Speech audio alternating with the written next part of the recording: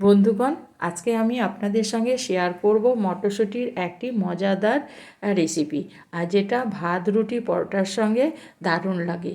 আর সেই জন্য আমি প্রথমে 500 গ্রাম মটরশুঁটিকে নিয়েছি। এই মটরশুঁটিগুলোকে আমি ছাড়িয়ে নেব। এইভাবে আমি সমস্ত মটরশুঁটিগুলোকে ছাড়িয়ে নেব, দিয়ে মূল রান্নায় আমি ফিরে এলাম। আর এই জন্য গ্যাসের মধ্যে একটা কড়াই বসিয়ে দিলাম। কড়াইয়ের মধ্যে আমি দিয়ে দিলাম 3 চামচ সর্ষের তেল। তেলটাকে আমি ভালো করে গরম করে নিলাম। এবার আমি এখানে দিয়ে দেব দুটো মিডিয়াম সাইজের আলুকে আমি কুচিয়ে রেখেছিলাম, সে দুটোকে দিয়ে দিলাম। এবার আলুটাকে আমি নেড়ে চেড়ে কিছুক্ষণের জন্য ভাজবো।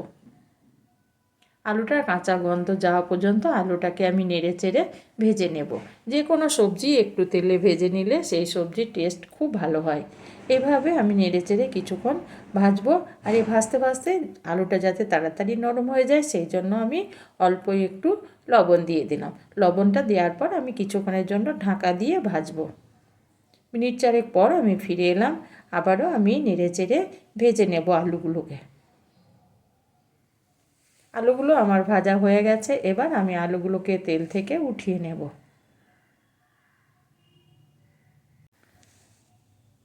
সমস্ত আলু তুলে নেওয়ার পর এই তেলের মধ্যে আবারও আমি 1 চামচ তেল দিয়ে দেব। তেলটা দেওয়ার পর আমি এখানে দিয়ে দেব 1 টুকরো দারচিনি আর একটা ছোটো এলাচকে ফাটিয়ে, আর দিয়ে দিলাম ছোটো চামচের 1 চামচ গোটা জিরে, আর একটা মিডিয়াম সাইজের পেঁয়াজকে আমি কুচিয়ে রেখেছিলাম সেটাকে দিয়ে দিলাম। এবার নেড়ে চেড়ে আমি পেঁয়াজটাকে ভেজে নেব। পেঁয়াজটা একটু নরম হলে আমি এখানে দিয়ে দেব 1 চামচ আদা রসুন বাটা। আদা রসুনটাকেও আমি পেঁয়াজের সঙ্গে বেশ কিছুক্ষণ এইভাবে ভেজে নেব বা কষিয়ে নেব। আদা রসুনের গন্ধ যাওয়া পর্যন্ত আমি এইভাবে পেঁয়াজের সঙ্গে আদাটাকে কষিয়ে নেব। এবার আমি এখানে দিয়ে দেব, আদাটা আমার কষানো হয়ে গেছে। এবার আমি দিয়ে দিলাম একটা মিডিয়াম সাইজের টমেটোকে আমি কুচিয়ে রেখেছিলাম, সেটাকে দিয়ে দিলাম। এবার টমেটোটাকেও কিছুক্ষণ আমি একইভাবে কষিয়ে নেব। টমেটোর যাতে তাড়াতাড়ি নরম হয়ে যায় সেই জন্য আমি দিয়ে দিলাম স্বাদ মতো লবণ। লবণটা দেওয়ার পর আবারও আমি নেড়ে চেড়ে কিছুক্ষণের যাতে তলে পুড়ে না যায় এইভাবে আমি কিছুক্ষণ কষিয়ে নেব।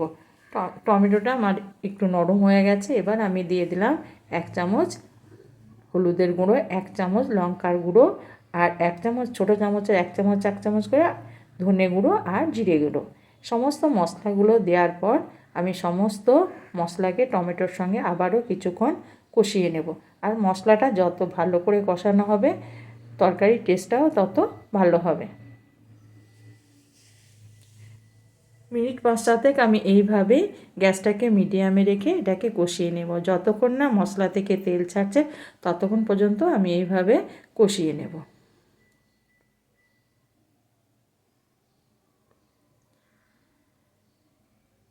মশলা থেকে তেল ছাড়তে শুরু করেছে বন্ধুরা।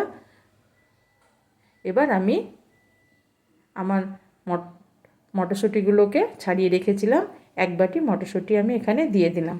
দিয়ে দেওয়ার পর আবারও আমি মটরশুঁটির সঙ্গে সমস্ত মশলাগুলোকে বেশ কিছুক্ষণের জন্য কষিয়ে নেব।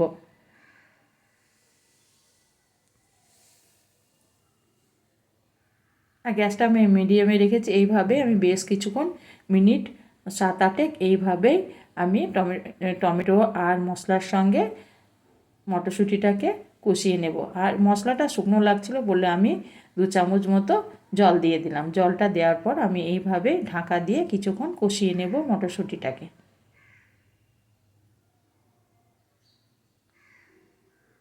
আবারও আমি নেড়ে চেড়ে কিছুক্ষণ কষিয়ে নেব। আর এটা যত ভালো কষানো হবে তরকারির টেস্টটাও কিন্তু খুব ভালো হবে।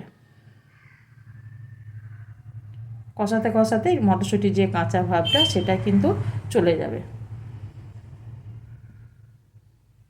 মিনিট 10 আমি এইভাবে মটরশুঁটিটাকে কষিয়ে নেব। এবার আমি এখানে দিয়ে দেব যে আলুগুলোকে আমি বেঁচে রেখেছিলাম, সে আলুগুলোকে দিয়ে দিলাম। আলুগুলোকে দেওয়ার পর এবার মটরশুঁটি আলুকে একসঙ্গে বেশ কিছুক্ষণ আমি কষাবো। রুটি পরোটার সঙ্গে এই তরকারিটা ভীষণ টেস্টি, বা খেতে ভালো লাগে। ভাতের সঙ্গে তো বলতেই নেই। শুধু এই তরকারিটা দিয়ে পুরো ভাত রুটি খেয়ে নেওয়া হবে। এবার আমি গ্যাসটাকে একদম কমিয়ে দিলাম। কমিয়ে দেওয়ার পর আমি মটরশুঁটি আলুকে কিছুক্ষণ চাপা দিয়ে সেদ্ধ হতে দেব। আর গ্যাসটা বন্ধুরা আমি এখন কমিয়ে দিয়েছি। মিনিট 5 পর আমি ফিরে এলাম। এতে আমার আলুটা পুরোপুরি সেদ্ধ হয়ে যাবে আর মটরশুঁটিগুলো আমার পুরোপুরি সেদ্ধ হয়ে যাবে। এবার আমি এইভাবে অনবরত নাড়তে থাকবো। আর এখন আমি কোনো জলের ব্যবহার করব না। দেখুন বন্ধুরা, আলুগুলো আমার নরম হয়ে গেছে। যেহেতু আমি ঢাকা দিয়েছিলাম সেহেতু আলুগুলো আমার নরম হয়ে গেছে। এইভাবে আমি নেড়ে চেড়ে বেশ কিছুক্ষণ এগুলোকে ভেজে নেব। ভেজে নেওয়ার পর আমি এবার টমেটো আর মটরশুঁটিগুলোকে সাইডে লাগিয়ে দেব। এভাবে আমি লাগিয়ে দিলাম। লাগিয়ে দেওয়ার পর আমি একটা ডিমকে এখানে ফাটিয়ে দিয়ে দিলাম। ডিমটা দেওয়ার পর আমি একটু ডিমের উপরে লবণ দিয়ে দেব, দিয়ে এটাকে কিছুক্ষণের জন্য ঢাকা দিব ডিমটা শক্ত হওয়ার জন্য। দেখুন বন্ধুরা, ডিমটা আমার শক্ত হয়ে গেছে। আশপাশ থেকে তেল এসে ডিমটা আমার ভাজা ভাজা হয়ে যাবে। এবার আমি নেড়ে চেড়ে এই আলু মটরশুঁটি বা তরকারিটার সঙ্গে এইভাবে মিশিয়ে নেব। সমস্ত ডিমটা আমি পুরো সমস্ত তরকারিটির সঙ্গে ঘুরিয়ে ফিরিয়ে মিশিয়ে নেব। আর এটা ভীষণ মজার একটা রেসিপি। খেতে কিন্তু দারুণ লাগে বন্ধুরা। কম সময়ের মধ্যে দারুণ একটি রেসিপি মটরশুঁটির। এবার আমি ডিমটাকে ভালো করে মিশিয়ে নেওয়ার পর আমি এখানে দিয়ে দেব কিছুটা কুচনো ধনেপাতা।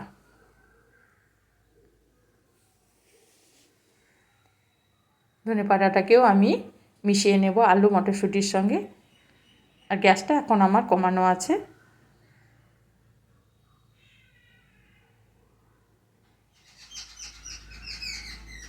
এইভাবে আমি কিছুক্ষণ আবারও ভেজে নেব। ভেজে নেওয়ার পর আমি এখন দিয়ে দেব গরম মশলা, অল্প একটু, বেশি না। গরম মশলাটা দেওয়ার পর আবারও আমি নেড়ে চেড়ে গরম মশলাটা তরকারির সঙ্গে মিশিয়ে নেব।